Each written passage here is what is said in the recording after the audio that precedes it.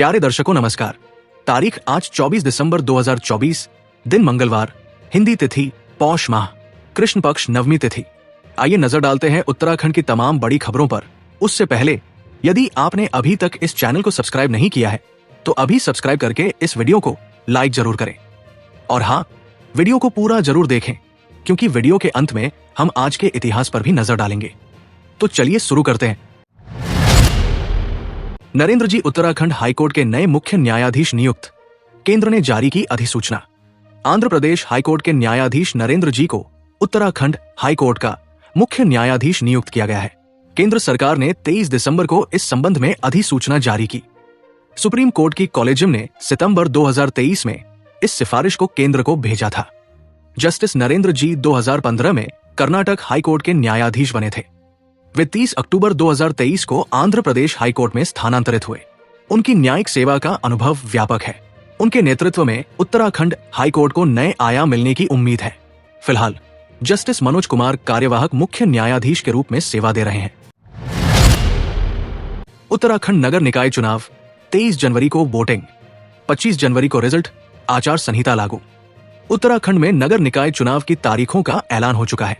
राज्य निर्वाचन आयोग ने बताया कि वोटिंग 23 जनवरी को होगी और नतीजे 25 जनवरी को घोषित किए जाएंगे।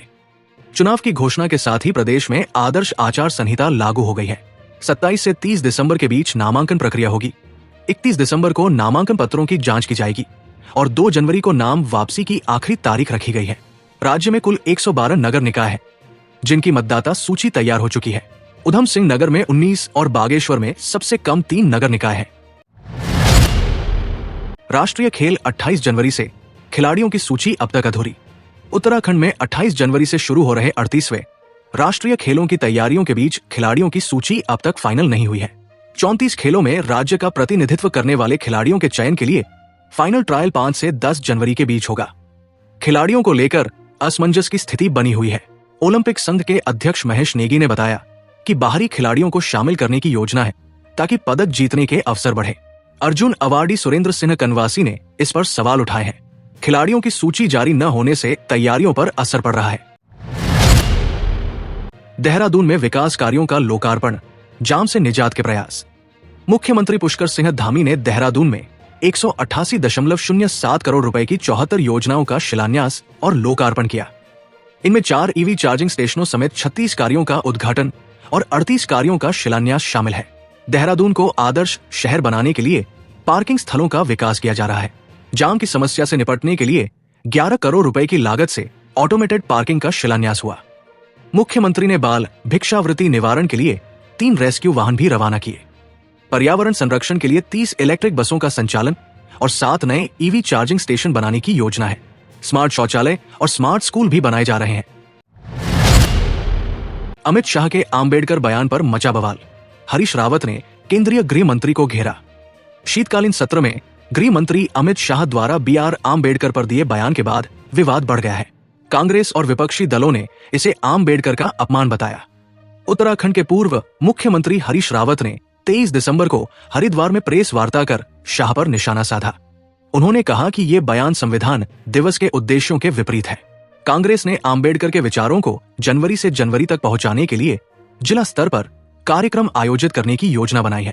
इसके साथ ही जिला मुख्यालयों पर जन आक्रोश रैली निकालकर विरोध प्रदर्शन की तैयारी है। निकाय चुनावी दंगल, युवा और अनुभवी नेताओं में घमासान।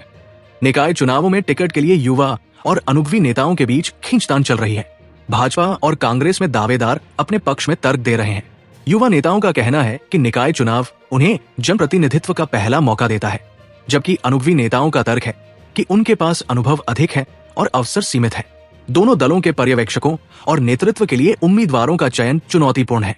भाजपा और कांग्रेस ने क्षेत्र में छवि, अनुभव और जीतने की संभावना के आधार पर सर्वे की रणनीति अपनाई है। टिकट चयन प्रक्रिया में महिलाओं और पुरुषों दोनों ने मजबूत दावेदारी की है। उत्तरकाशी में बर्फबारी का नजारा, गंगोत्री और हर्षल घाटी ने ओढ़ी सफेद चादर। उत्तरकाशी जिले में 25 दिसंबर को मौसम ने करवट ली। गंगोत्री, हर्षल घाटी और यमुनोत्री धाम समेत ऊंचाई वाले क्षेत्रों में सीजन की दूसरी बर्फबारी हुई। पर्यटक बर्फबारी का लुत्फ उठाने के लिए इन स्थलों का रुख कर रहे हैं। पर्यटन कारोबारी इस हिमपात को रोजगार के अवसर के रूप में देख रहे हैं। निचले क्षेत्रों में ठंड बढ़ गई है, जिससे लोग अलाव का सहारा ले रहे हैं। बर्फबारी के बाद गंगोत्री क्षेत्र का तापमान -5 डिग्री तक पहुंच गया है। स्थानीय निवासियों और पर्यटकों में उत्साह है। यमुनोत्री धाम को नगर पंचायत बनाए जाने की जगी उम्मीद, तीर्थ पुरोहितों ने किया समर्थन। यमुनोत्री धाम को नगर पंचायत बनाने की मांग वर्षों से लंबित है। मुख्यमंत्री पुष्कर सिंह धामी के निर्देश पर जिला प्रशासन ने कवायद शुरू की है। तीर्थ पुरोहितों और स्थानीय लोगों ने इस प्रस्ताव का समर्थन किया है। प्रशासन द्वारा रायशुमारी की जा रही है। राजस्व विभाग ने संबंधित पत्रावली जिला मुख्यालय भेज दी है। नगर पंचायत बनने से क्षेत्र को विकास की गति मिलने की उम्मीद है। विधायक संजय डोभाल और पूर्व विधायक केदार सिंह रावत ने इसे क्षेत्रीय विकास के लिए जरूरी बताया है। 5 दिनों में 33 करोड़ की ट्रांजैक्शन, बैंक मैनेजर के उड़े होश। पुलिस जांच में बड़ा खुलासा। उधम सिंह नगर के रुद्रपुर स्थित कैनरा बैंक की 2 खातों में मात्र 5 दिनों में 33 करोड़ रुपए की ट्रांजैक्शन से पुलिस और बैंक अधिकारी हैरान है। जांच में खुलासा हुआ कि इन खातों का इस्तेमाल साइबर ठगी के पैसे को ठिकाने लगाने में हो रहा था। पुलिस ने इस मामले में 2 आरोपियों को गिरफ्तार किया और एक संदिग्ध से पूछताछ की जा रही है। शाखा प्रबंधक ने इस अनियमितता की शिकायत की थी। जांच में सामने आया कि इन खातों से जुड़े लोगों के खिलाफ देश भर में 37 साइबर अपराध की शिकायतें दर्ज है। पुलिस अब इस नेटवर्क के सरगना की तलाश कर रही है।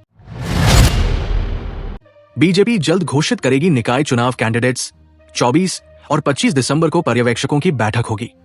उत्तराखंड निकाय चुनावों की तारीखों के ऐलान के बाद बीजेपी प्रत्याशियों के चयन प्रक्रिया में जुट गई है। 24 दिसंबर को कुमाऊं मंडल और 25 दिसंबर को गढ़वाल मंडल के पर्यवेक्षकों के साथ बैठक आयोजित होगी। इन बैठकों में सभी प्रत्याशियों के नामों को अंतिम रूप दिया जाएगा। भाजपा प्रदेश अध्यक्ष महेंद्र भट्ट ने कहा कि 26 दिसंबर से प्रत्याशियों की घोषणा शुरू हो जाएगी।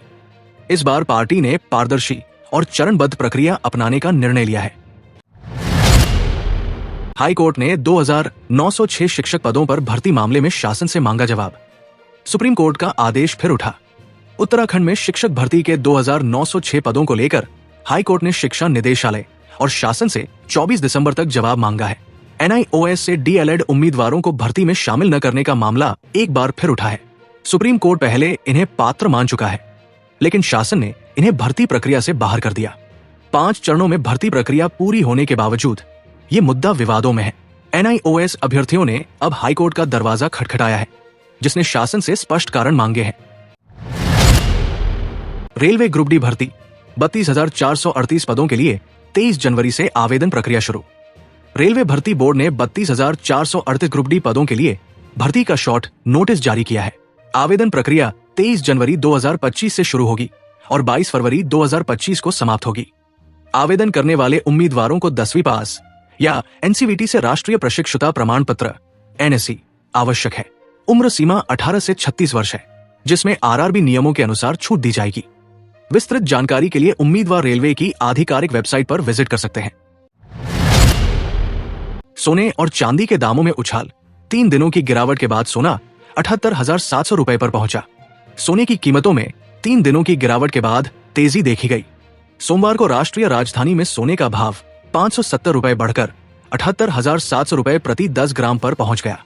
औद्योगिक मांग में वृद्धि के कारण चांदी के दामों में भी उछाल देखा गया, जो 1,850 रुपए बढ़कर 90,000 रुपए प्रति किलोग्राम हो गई। निवेशकों और स्टॉकिस्टों की बढ़ती रुचि ने इस वृद्धि को बल दिया है। आइए अब अंत में नजर डालते हैं आज की ऐतिहासिक घटनाओं पर। 24 दिसंबर का इतिहास कई महत्वपूर्ण घटनाओं का साक्षी है। इस दिन को राष्ट्रीय उपभोक्ता दिवस के रूप में मनाने की घोषणा 2000 में उपभोक्ता संरक्षण अधिनियम विधेयक 1986 की याद में की गई थी। इसी दिन 1999 में इंडियन एयरलाइंस की उड़ान IC 814 का हतुल मुजाहिदीन के आतंकियों ने अपहरण कर लिया था। काठमांडू से नई दिल्ली आ रहे इस विमान में 176 यात्री और 15 क्रू सदस्य सवार थे। आतंकियों ने विमान को कंधार एयरपोर्ट पर उतारने से पहले दुबई में 27 यात्रियों को छोड़ा, लेकिन एक यात्री की हत्या कर दी। यात्रियों की सुरक्षित वापसी के लिए भारत सरकार को 3 आतंकियों को रिहा करना पड़ा। 2014 में इस दिन पूर्व प्रधानमंत्री अटल बिहारी वाजपेयी और शिक्षाविद मदन मोहन मालवीय को भारत रत्न से सम्मानित किया गया। 2000 में विश्वनाथन आनंद पहले भारतीय विश्व शतरंज चैंपियन बने। वहीं 1979 में सोवियत संघ ने अफगानिस्तान पर आक्रमण किया, जो 1978 की सोवियत अफगान मैत्री संधि का परिणाम था। प्यारे दर्शकों, ये थी आज की प्रमुख खबरें। इसी तरह की बड़ी खबरों के लिए देखते रहिए ओहो न्यूज उत्तराखंड। और हाँ, यदि चैनल को सब्सक्राइब नहीं किया है तो अभी सब्सक्राइब कर लें। नमस्कार।